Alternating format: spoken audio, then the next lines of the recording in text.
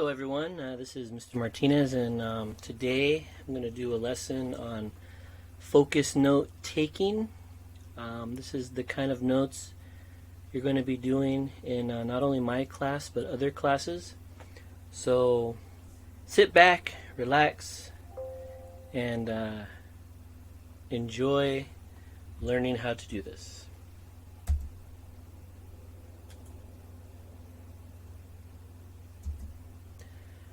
Alright, so what is unique to focus notes? What's the point of doing this? Why are we doing this? Well, focus notes must have 4 essential items to be accepted by your AVID classes. This is very important because a lot of times kids will just write things down and not realize that there are 4 elements that AVID is looking for in order to be accepted. Okay? Now, if you don't know what AVID is and you're in the AVID program, AVID is a special program designed to help kids go to college. Not everyone at our school is an AVID student, but all the lessons, all the things that we do at our school, because we are an AVID demonstration school, are to be done using the AVID methods. So that's why we're doing this. Okay, first, they need to have an essential question. The question is, what is an essential question? An EQ is the overriding question for the lesson, what the main idea is for the lesson. In other words, whatever the main point is, whatever the item the teacher is trying to accomplish, that's the essential question. And I'm going to show you examples of this in this lesson. So, 4 items that AVID is looking for when taking focus notes. 1 is the EQ. 2 is the interaction with notes, highlighting the main idea, circling vocabulary words, underlining important points, star items you need to remember. These are all suggestions of what you should do. This is what I always think is the bare minimum. You can do more. Always just don't just write your notes down, actually do something with them. That's the whole idea.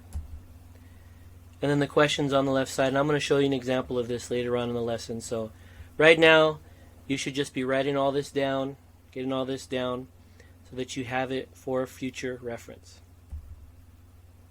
And a summary. Okay?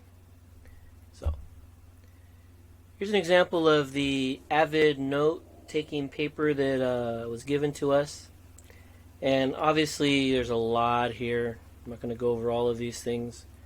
But it's summed up here. Regardless of the format, all notes must have the essential question, questioning or interaction, a summary somewhere on the note. So in other words, they're looking to see that you just didn't write things down.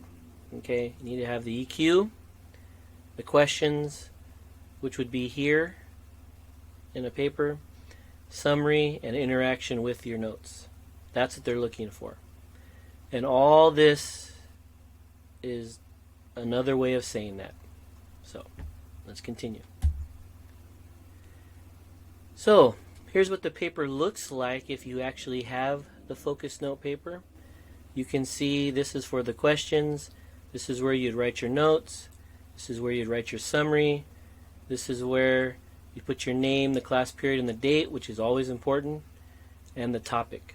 And you can see here where you'd write your essential question. So at the top, the heading, you'd have your name, AVID, period, whatever date it is, what the objective is, take focus notes, or in this case, how to learn to take focus notes.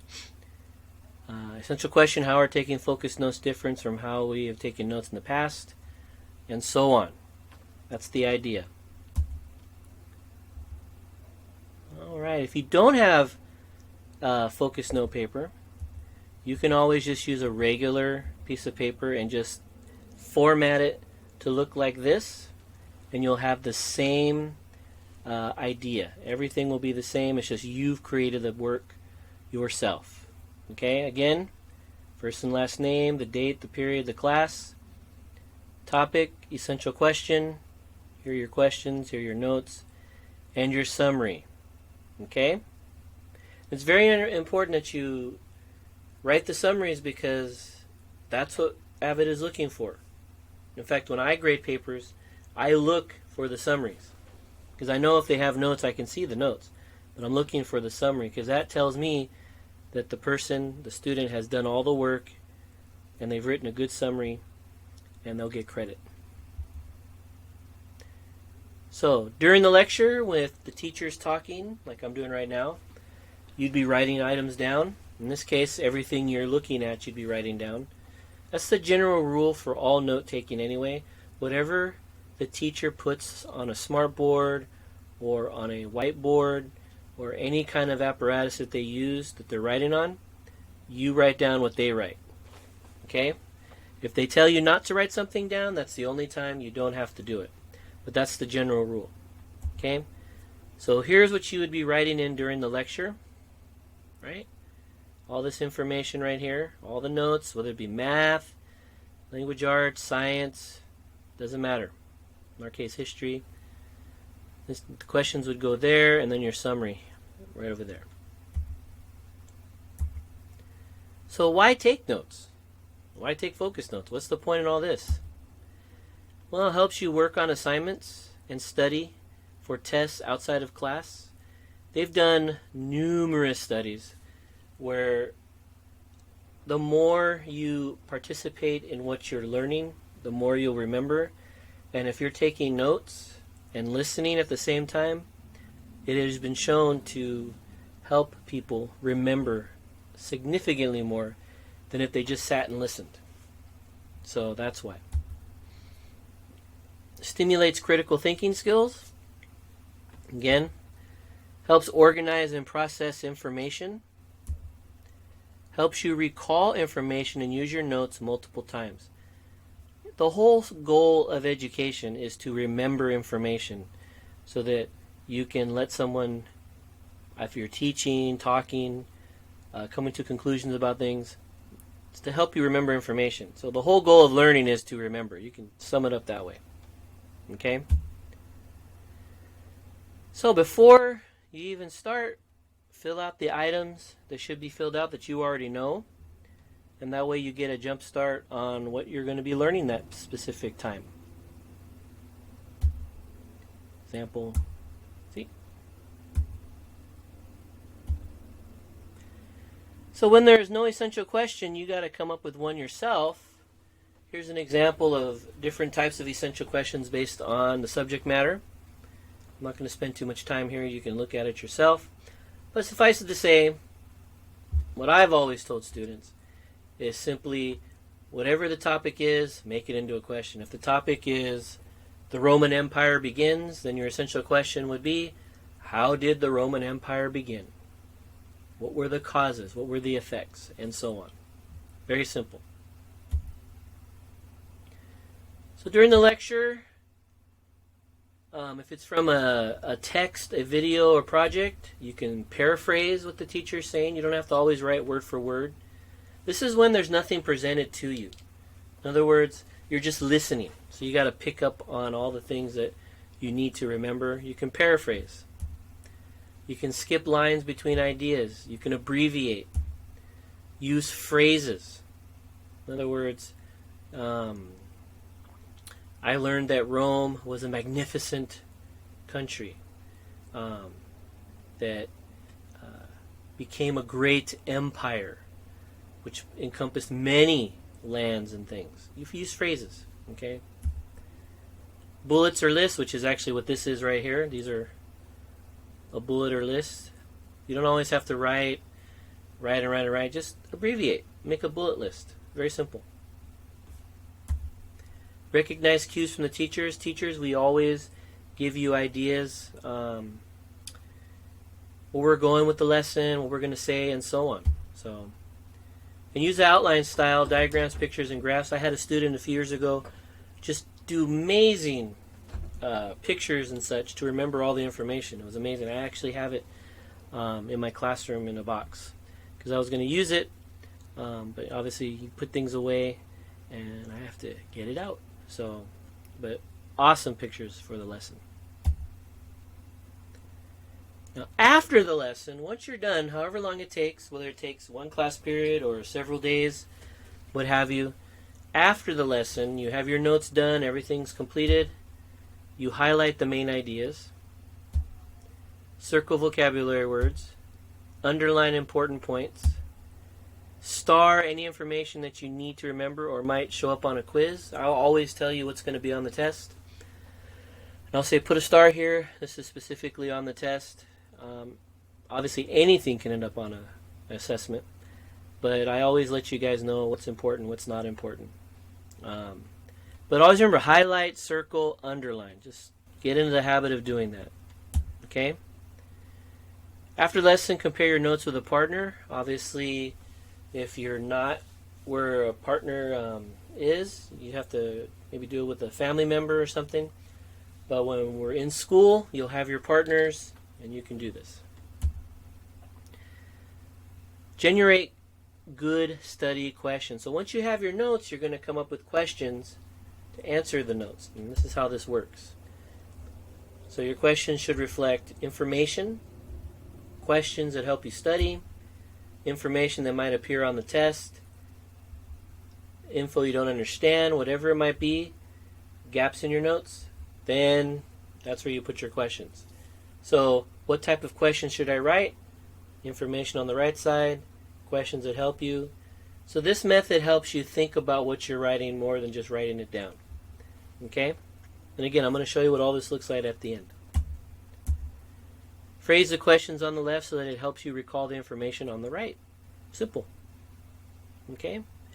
And again, make sure you're writing all this down because this is what you need to remember when you're taking your notes. When you're at home, look over the page of notes, write a 3 to 4 sentence summary. And a summary is almost like a conclusion, but it just sums up what you learned. Okay? And I'll show you in a moment what that looks like. But in other words, if you learned about Rome, how it had a great climate, how it was situated in a perfect area, and so on, you'd write in your summary, Rome was a magnificent place. It had really good land for farming. It was located in an area for defense and offense. And this is what led to it becoming a great empire. You summed it all up. And here is what it looks like. So you can see everything's filled out. All of the notes are here. You can see things underlined. You can see things highlighted, starred. You can see the question. And most importantly, the summary. So, for me, in order to get the full points that you need for class, you need to do this kind of work. Okay, now not necessarily this neat. I'm just saying this type of work. So, the work is worth 50 points. If I see the summary, if I see interaction, if I see questions, and I see a EQ, boom, 50 points. Okay? If I only see notes, nothing highlighted, nothing circled, some questions, no summary, you get 40 points. If I see some things here, maybe a few other things, then 45. It just depends on how much you've actually worked on your notes. But to get the full 50, you got to do it exactly like this. Okay? And believe me, at the beginning of the school year, it always looks one way. By the end of the year, you'll have this down. You can use this to study by covering the notes on the right, rework the answer on the left. That'll help you remember what is the significance of the speaking in a poem. And you can see the answers would be right here. How does a poet's choice of speaker affect the mood? Poet's choice of speaker attributes the poem's good meaning. See? All there. So, look over your notes. Again, highlight the main ideas, circle vocabulary words, underline important points, star items to remember, generate questions on the left to answer with your notes. This is all important, all stuff you need to do and get in the habit of doing. If you've never done this before, it's going to take a little time, but eventually you will be able to do it amazingly well. Conclusion. Love the conclusion. You can take any notes you like. Double column, single column, triple column. You can bullet point, however you want to do it. But in order to be accepted by Avid, you need to have focus notes, which have these 4 items: the EQ, notes with interaction, questions, and a summary. Okay, so for Avid, this is what's required. Okay, and make sure you're not like doing 15 pages of notes and then 1 summary. That only counts as 1 page for Avid. At the end of every page or a few pages, write a summary of what you've done so far. So you get maybe 7 summaries out of all those notes. Okay? But that's what they're looking for. And you're going to do this in all your classes. We are an Avid school, therefore all classes. And that's it. So hope you enjoyed this lesson. Remember, if you have any questions, just get a hold of me. This is Mr. Martinez, signing off.